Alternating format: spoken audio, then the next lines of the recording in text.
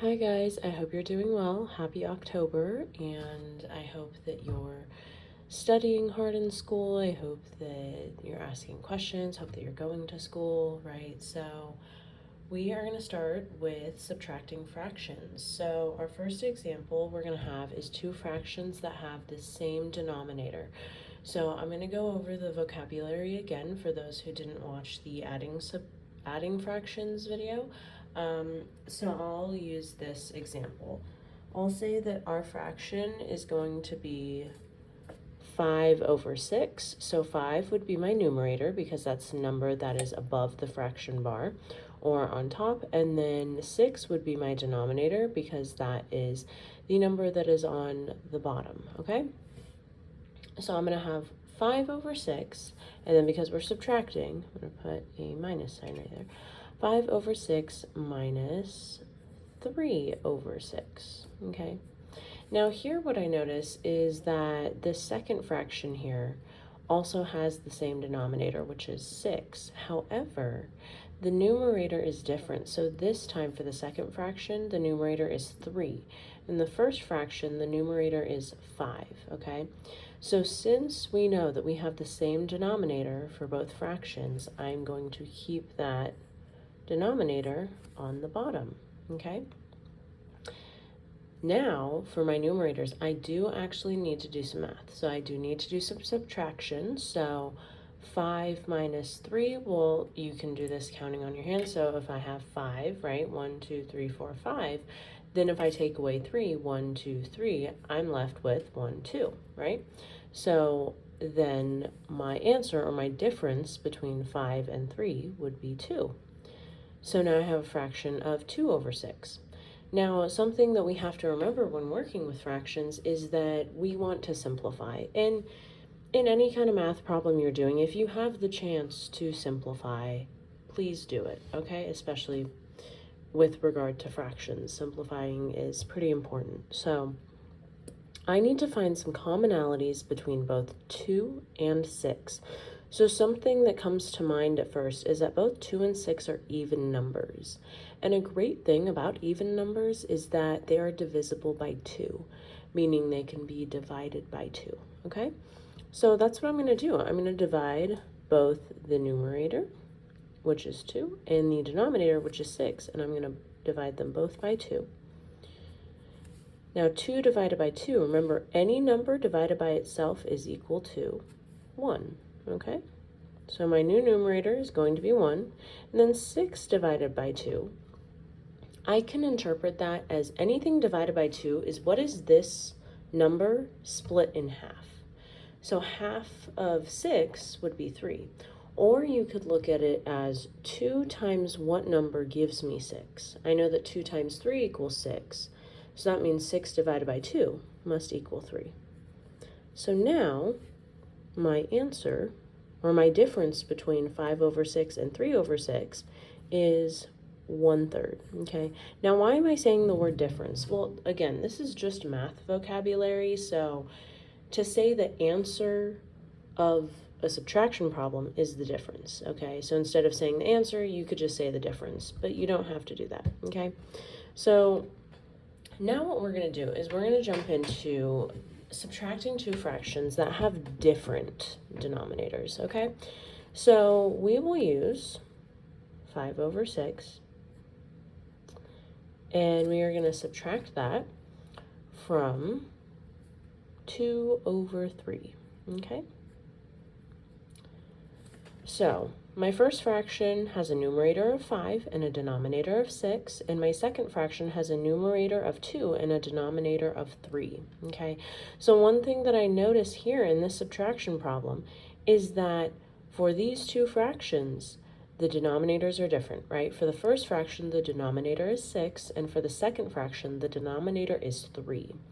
So what I want to do is I want to see if I can find any commonalities between 3 and 6 and see if I can possibly turn maybe 3 into 6, or if I can turn 3 and 6 into a common number, okay?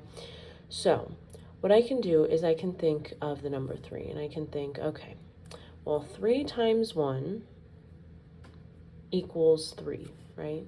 Okay. Then I have 3 times 2. And what does 3 times 2 equal? 6. So I can stop here and say, you know what? If I multiply this second fraction by 2, I can get a denominator of 6, and then I'll have that equivalent fraction. So I talked a little bit more about this in the previous video on adding fractions, but what you want to do is when you have this problem, you want to find a common denominator or a common number that both the denominators have in terms of factors, okay? Factors meaning what number times this denominator can equal a product that is similar or the same to this denominator, okay? So that's what I did here, was I multiplied 3 times 1. I would inevitably get 3. So that's not really going to do much for me. But if I multiply 3 times 2, I get 6. And if I can do that, if I can multiply 2 by this second fraction, I can get a denominator of 6, which then will allow me to do the subtraction because both of the denominators will be the same.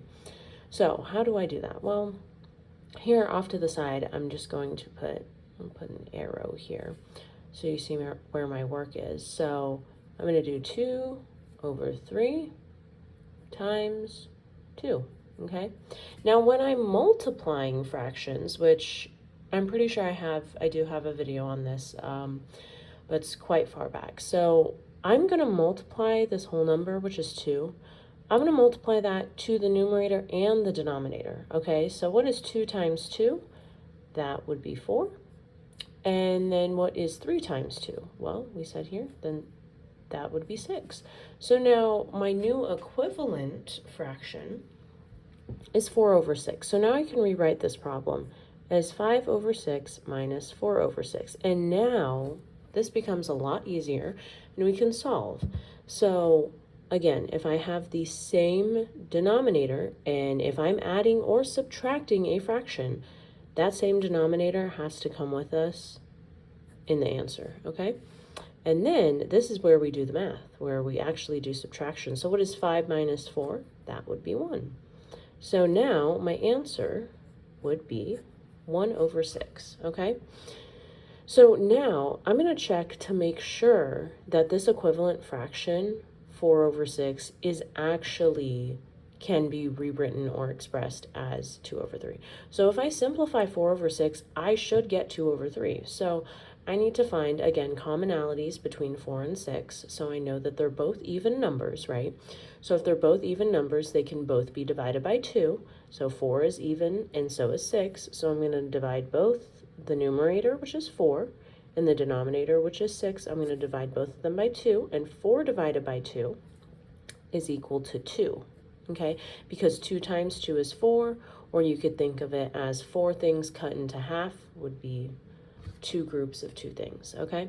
Now 6 divided by 2, which we did up here when we had to simplify the first problem, 6 divided by 2 is 3, okay?